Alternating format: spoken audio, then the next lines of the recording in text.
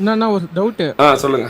இப்போ ID card name வந்து மதன் மதன் இருக்குமா? மதன் இருக்காது. இல்ல மதன் தான் இருக்கும். ஒரு மதன் தான் இருக்கும். மதன் ஸ்கொயர் கிடையாது. ஃபாதர்ஸ் நேம்ல தான் மதன் இருக்கும். அவன் பேர்ல வெறும் மதன் தான் இருக்கும். மதன் இருக்கும். அவனுக்கு ஃபர்ஸ்ட் நேம் இருக்கு. ஆமா, அவனுக்கு ஒரு ஃபர்ஸ்ட் நேம் இருக்கு. ஃபர்ஸ்ட் நேம் ஒன்னு இருக்கும். ஃபர்ஸ்ட் நேம் ஒன்னு இருக்கு. செகண்ட் நேம் ஒன்னு இருக்கு.